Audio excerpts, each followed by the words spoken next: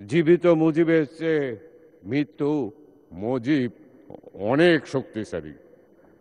কিসিঞ্জারের কথা, জীবিত মৃত্যুর চেয়ে মৃত্যু হতেছে, তা আমার বঙ্গবন্ধুকে তারা দৈহিক মৃত্যু ঘটাতে পারে, কিন্তু আদর্শ, ত্যাগ, নেতা এবং তার যে বাংলাদেশ জাতির প্রতি যে সংগ্রাম করেছে, এটা কোনো দিন মুছতে পারবে না।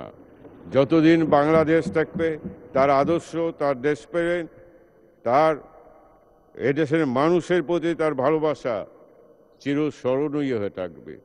এবং ভবিষ্যৎ এদেশে যারা রাজনীতি করবে, আমি তাদের বলি, একটা দেশকে কিভাবে ভালোবাসতে পারে। পাকিস্তানের সব নেতাকে আমি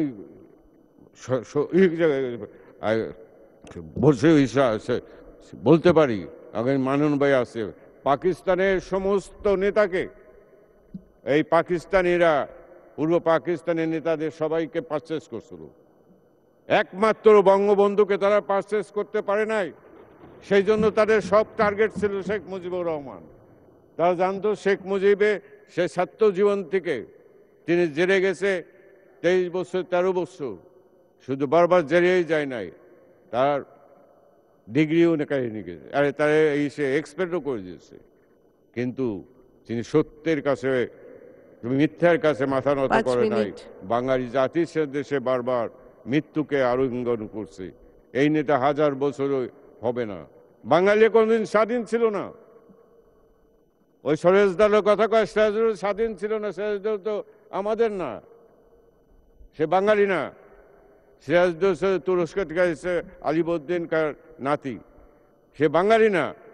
এই বাঙালিকে স্বাধীনতা এনে দিয়েছে বঙ্গবন্ধু। যতদিন বাংলার মানুষ থাকবে, বাংলার আকাশ বাতাস থাকবে, আর জীবিত মুজিবের চেয়ে মৃত মুজিব ততই শক্তিশালী হয়ে সামনের দিকে অগ্রসর হয়েছে। 15ই আগস্ট মেরে ফেলে তো নাম মুছে ফেলছিল। আজকে প্রত্যেক ঘরে ঘরে বঙ্গবন্ধুর নাম। যতই দাম যাবে, যতই দিন যাবে, বঙ্গবন্ধুকে জানতে চাবে, তখন তাকে স্মরণ করবে। পৃথিবীর ইতিহাসে আমার জানা নাই এইরকম ত্যাগিনী তার কোথাও হয়েছে না। মহাত্মা গান্ধী ত্যাগ করছিল, কিন্তু সে কোনো মৃত্যুর সম্মুখীন হন নাই এই উপমহাদেশে। তাই বলি, আজকে বঙ্গবন্ধু কন্যা জয়ন্তী শেখ হাসিনা বঙ্গবন্ধু সেই স্বপ্ন সোনার বাংলা গড়ার জন্য যে কাজ করছে, সেজন্য আমাদের আওয়ামী লীগ স্বাধীনতার বিপক্ষে শক্তি এবং গণতন্ত্র, মানবাধিকারে বিশ্বাস করে।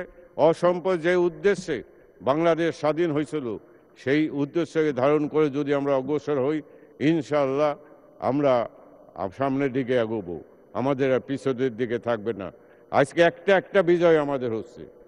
আজকে আমরা সমুদ্র বিজয় করছি, আজকে ছিটমহল বিজয় করছি, আমরা সমুদ্র বিজয় করছি, ছিটমহল বিজয় করছি। বঙ্গবন্ধু কন্যার তো কিছু চাওয়া পাওয়া নাই, সব হারাইছে। বাপ হারাইছে, মা হারাইছে, ভাইদের হারাইছে, তার তো কিছু চাওয়া পাওয়া নাই। বঙ্গবন্ধুরও চাওয়া পাওয়া ছিল না।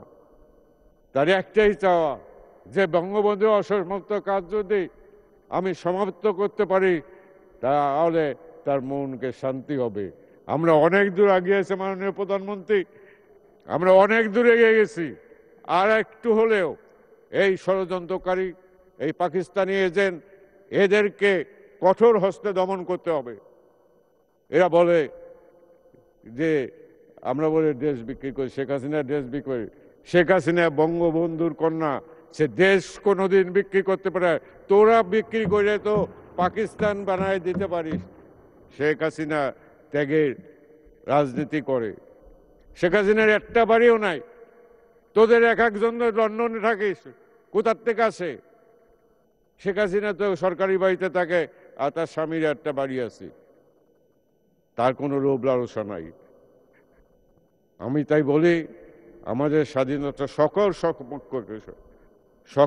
শক্তিকে 75 পরে মেনন ভাই 75 পরে কি অবস্থা হয়েছিল মেনন ভাই আপনিও জানেন।